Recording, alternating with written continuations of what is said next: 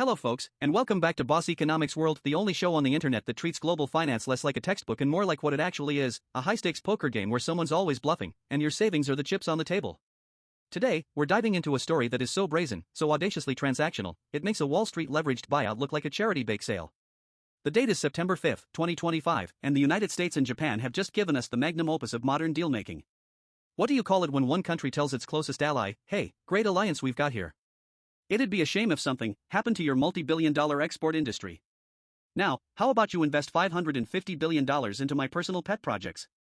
You don't call it diplomacy. You don't call it a partnership. You call it the America First, you fund doctrine.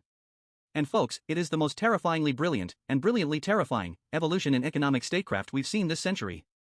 Let's break this down. On the surface, the memorandum signed by U.S. Commerce Secretary Howard Lutnick and Japan's Ryosuke Akazawa looks like a forward-thinking investment initiative.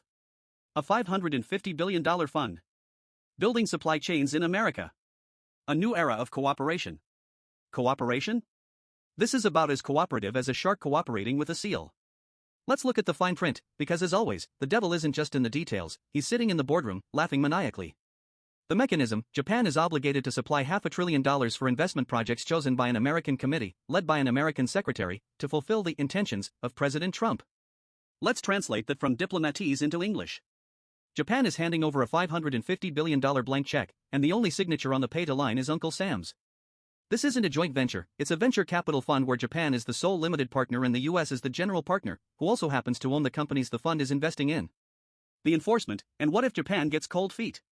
What if, say, $250 billion in, they realize they're funding a state-of-the-art gigafactory in Ohio that will directly compete with Toyota or Panasonic? Commerce Secretary Lutnick spelled it out with chilling clarity on Bloomberg: the tariffs, pop right back up. Pop right back up. It's so casual, so nonchalant. It's the economic equivalent of a mob boss whispering, nice little auto industry you've got there. Be a shame if it ran into a 27.5% accident. This isn't a clause in a trade agreement, it's a hostage note. The entire Japanese export economy, particularly its embattled auto sector, is the hostage. The ransom? A cool $550 billion. Now for the real kicker. The punchline to this multi-billion-dollar joke. For the small sliver of this fund that is actual equity investment, we're told 1% or 2%, so let's call it $11 billion, the profit split is 90% for the US and 10% for Japan. Let me repeat that. Japan puts up 100% of the capital, takes 100% of the risk, and for their trouble, they get a measly 10% of the upside. If you walked into any venture capital firm on Sand Hill Road with a term sheet like that, you'd be laughed out of the building. But when the person offering the deal can slap crippling tariffs on your entire industrial base, suddenly it's not so funny anymore. It's just business. This entire structure, the US-controlled SPVs, the 45-day funding deadline, the unilateral power of the US president to determine tariff rates, it's not designed for mutual benefit. It's designed for one thing: the frictionless extraction of capital from a subordinate ally to fund the domestic industrial policy of the hegemon. It's geopolitical tribute, laundered through the language of high finance. So, how did we get here? This didn't happen in a vacuum. This 2025 deal is the logical, grotesque endpoint of trends that have been accelerating for years. To understand the sheer gravity of this, we need to connect the dots. First, the evolution of weaponized trade. This all started back in the first Trump administration. Remember the steel and aluminum tariffs of 2018? They were imposed under Section 232 of the Trade Expansion Act of 1962, a Cold War-era relic that allows for tariffs on the grounds of national security. Suddenly, Canadian aluminum and Japanese steel were deemed a threat to the United States. It was a paradigm shift. For decades, the global consensus, enshrined in the WTO, was that tariffs were a tool of last resort. Under the new doctrine, they became the tool of first resort. They were no longer just about protecting a specific industry, they were a coercive instrument of foreign policy. The 2018 to 2020 trade war with China was Act 1. It cost the US economy dearly.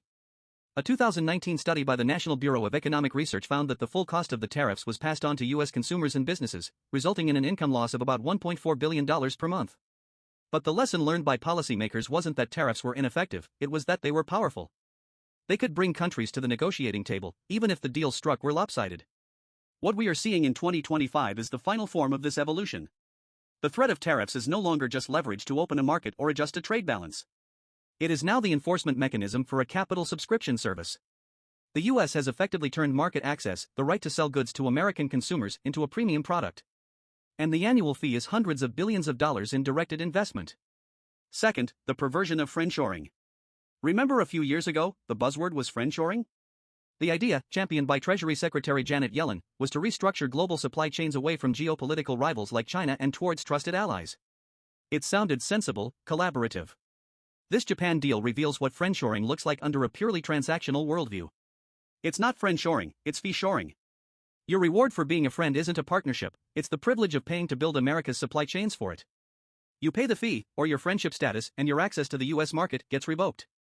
We see this pattern elsewhere. The prompt mentions a similar funding arrangement with South Korea. This isn't an isolated incident, it's a playbook. The US is going down its list of allies with large trade surpluses and even larger pools of capital, and making them an offer they can't refuse. This is the Inflation Reduction Act and the CHIPS Act on steroids, but with a crucial twist.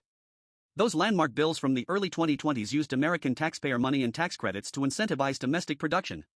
It was classic industrial policy.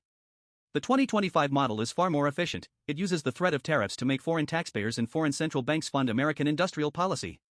It's a way to achieve a made-in-America future without sending the bill to the American voter. The cost is simply exported to Tokyo, Seoul, and whoever is next in line. Third, sovereign wealth for another sovereign. Japan is one of the world's great creditor nations. As of mid-2024, it was the largest foreign holder of U.S. Treasury debt, holding well over $1.1 trillion. Its government-backed institutions, like the Japan Bank for International Cooperation and Nippon Export and Investment Insurance, are designed to finance projects that benefit Japan's economy. This deal completely subverts that mission. It effectively commandeers Japan's sovereign financial firepower and aims it squarely at America's strategic objectives. JBIC and NEXI are now being tasked with de-risking high-risk American industrial projects chosen by American politicians that may have zero, or even negative, return for the Japanese economy. Think of the opportunity cost. That $550 billion, primarily in the form of loan guarantees which tie up immense capital reserves, could be used to fund Japan's own green energy transition, address its demographic crisis, or invest in next-generation technologies to maintain its competitive edge. Instead, it's being channeled into a slush fund for the U.S. Commerce Department. This is a forced reallocation of capital on a scale we've never seen before between two major, supposedly equal, allies. This isn't just a story about a bad deal for Japan. It's a story about the fundamental rewiring of the global economic order. The ripple effects will be, and are, enormous. For Japan, Prime Minister Shigeru Ishiba gets a limited success by getting the auto tariffs lowered from the punitive 27.5% to 15%. This is the classic playbook of the extortionist: you create the problem, and then you sell the solution in exchange for a massive concession. Ishiba can claim a win to his domestic audience, but in reality, he's just chosen the less painful of two terrible options. He's traded a piece of Japan's economic sovereignty for a temporary political reprieve. It's a deal made from a position of extreme weakness, and it sets a devastating precedent. For the United States, in the short term, this looks like a massive win. A $550 billion injection of foreign capital to supercharge domestic industry, reshore jobs, and build resilient supply chains, all without raising taxes.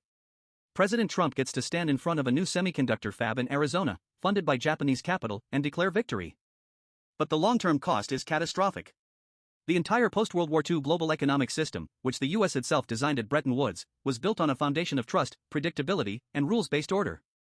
The US dollar's status as the world's reserve currency isn't just because of the size of its economy, it's because US Treasury bonds were seen as the ultimate safe haven, backed by the full faith and credit of a predictable superpower. Actions like this shatter that trust. When full faith and credit is replaced by fund my projects or face the consequences, global capital gets nervous. This deal sends a signal to every central bank and sovereign wealth fund in the world: your assets are not safe from political coercion. Your relationship with the US is not a partnership, it's a protection racket. This gives immense ammunition to the de-dollarization camp.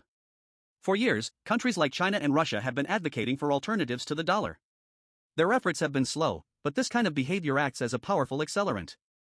According to the IMF's COFR data, the dollar's share of allocated global foreign exchange reserves has already slid from over 71% in 1999 to around 58% by 2024. Policies of economic extortion will only quicken that decline as countries seek to diversify away from assets that can be used as leverage against them. For the world, the biggest casualty is the concept of a rules-based global trading system. The WTO is rendered utterly impotent. Why bother with years of multilateral negotiations when the world's largest economy is writing its own rules bilaterally with a tariff gun? This creates a chilling precedent. What happens when China decides to adopt this playbook? Imagine Beijing telling Brazil, you must use this $100 billion loan from our state bank to fund Huawei's 6G rollout across your country. If you refuse, we'll slap a 50% tariff on your soybeans. The world fractures into competing economic blocs, not based on shared values or comparative advantage, but on raw power dynamics. It becomes a hub-and-spoke system where hegemons like the US and China dictate terms to their respective spheres of influence. It's a return to a 19th century colonial economic model, just dressed up in the language of SPVs and MOUs. So, let's circle back. This $550 billion US-Japan pact is not an investment deal. It's not a trade deal. It is a monetized alliance. It is the world's first clear example of the subscription model for maintaining geopolitical alignment and market access. Japan is paying for its seat at the table, for its security guarantee, and for the right to sell its cars in America. And like any good subscription service, the price can go up at any time, and the service can be downgraded if you miss a payment. The genius of it is that it provides a tangible, headline-grabbing deliverable for the American public: new factories, new jobs, while the true cost is borne by a foreign nation. It's a politically potent cocktail of nationalism and mercantilism. But the hangover will be a less stable, less prosperous, and far more dangerous world. We are witnessing the transformation of international relations from a chess game into a shakedown. And while the politicians in Washington may be celebrating a short-term victory, they are eroding the very foundation of American power that made such a move possible in the first place. That's all the time we have. Stay solvent, stay skeptical. And remember, if a deal sounds too good to be true for one side, it's because the other side is staring down the barrel of an economic gun. Now, smash that like button, subscribe, and hit the comments. Is this the future of trade, a pay-to-play world order? Or is it a spectacular own goal for the global economy? Let the debate begin. See you next time on Boss Economics World.